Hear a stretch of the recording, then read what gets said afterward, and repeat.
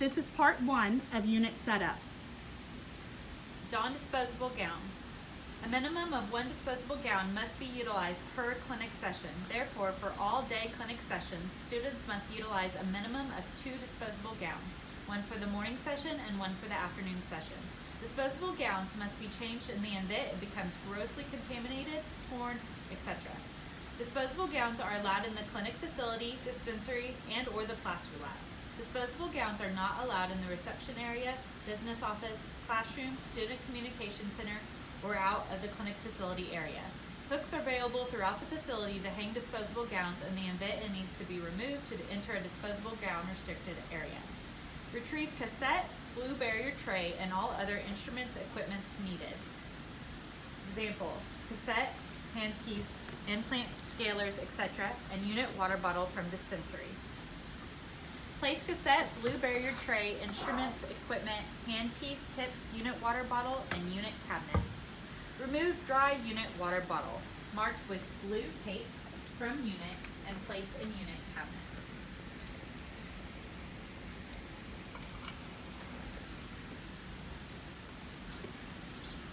Retrieve personal student-specific heavy-duty nitrile gloves from hook underneath the sink. Place heavy-duty nitrile gloves on counter. Units 1, 5, and 12 have paper towel holders that are located in a drawer next to the sink. Clinicians will need to pull out the drawer prior needing a paper towel and close the drawer without breaching asepsis. Retrieve protective eyewear, face shield if required, box of masks, and box of treatment gloves from personal storage container. Don protective mask.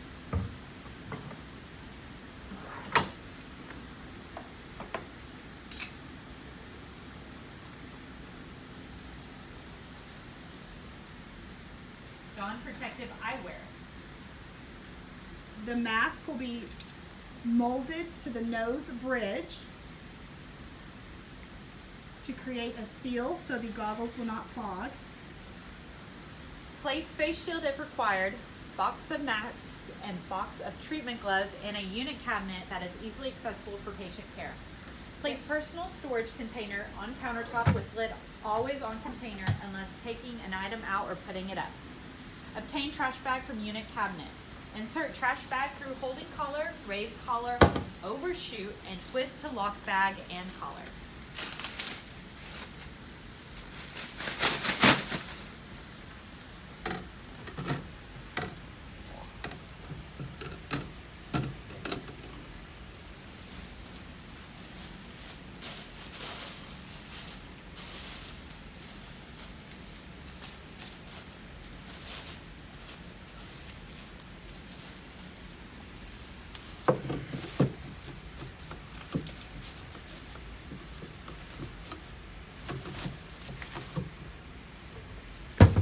Using foot, pull out the rheostat and the patient chair foot control.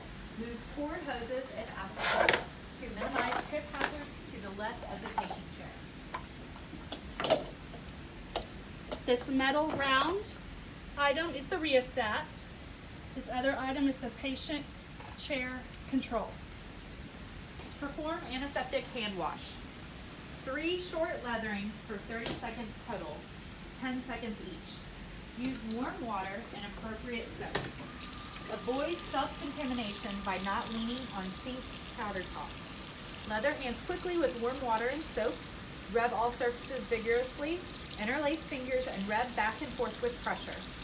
Rinse thoroughly from fingertips to hands. Repeat 2 more times. Dry with patting motion. Discard towels without contamination. To operate the faucet, the lever must be up, and then you will turn it on by pressing the foot against the foot pedal. Notice how he did not fling water from his fingers. Hold them steady and then just pat dry. Do not rub, or you will eventually tear your skin, have micro tears. Make sure they are all the way patted dry because it will be too difficult to get your gloves on if they are damp at all. Don heavy-duty nitrile gloves.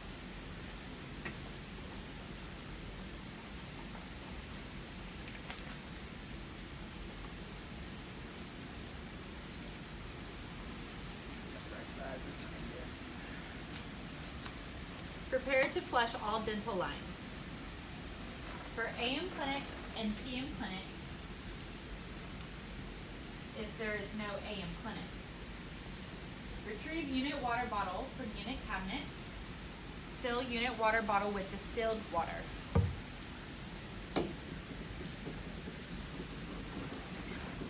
For demonstration purposes, we will not be filling the unit water bottle entirely.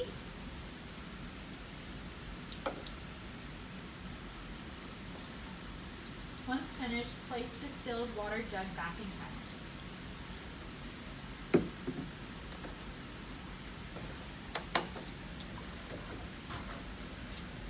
Place unit water bottle on unit. Good.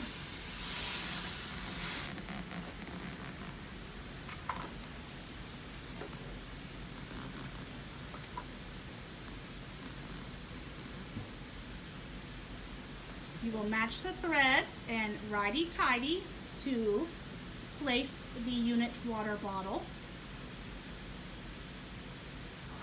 Turn on master switch, located on the right side of the bracket tray. If the bracket tray needs to be moved up or down, the arm lock release momentarily valve must be pushed in to unlock arm and release air, located on the right handle of the bracket tray. Remove air water syringe from bracket tray and hold over sink. Press water drop symbol button, flush for 10 seconds. Reflush if smell of bleach is present.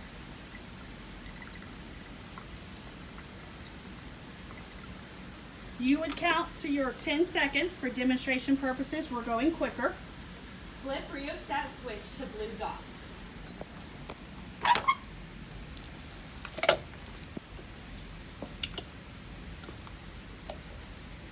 Flip water switch located on the left side of the bracket tray to on. Remove left handpiece line, the high-speed handpiece, from the bracket tray and hold over sink. Hold the flush valve located on the left side of the bracket tray while pressing the rheostat for 10 seconds. Reflush if smell of bleach is present.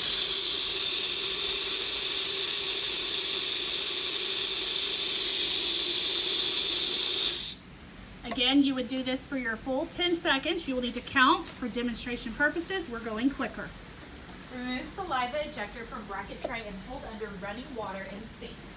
Turn suction on and suction water for at least 30 seconds. For demonstration purposes, we will go quicker. You will do your full time. Remove high volume suction line from bracket tray and hold under running water in sink. Turn suction on and suction water for at least 30 seconds. Again, you will do your full time. Lower patient chair using foot unlock and then using hands swivel the patient chair. Ensure the light does not hit the cabinet walls during the swivel movement. As far as it will go to the left. Left is in reference to the back headrest of the patient chair. Using foot, lock the patient chair after it is in the new position. Move armrest out. To do this, you need to lift up. You can use the button to return it to its original position. So if you just need to use it, you can just hit that silver button and it'll turn it to its original position. To move the armrest out, lift up and out 90 degrees. That was the foot lock. In order to unlock the chair to swivel it, and then the foot lock will be secured always. In order to do the handle, all you gotta do is lift up, and sometimes you have to jiggle it and lift up and turn, and it'll fall. And position bracket tray out of the way toward the feet end of the unit. Adjust clinician chair for proper ergonomics.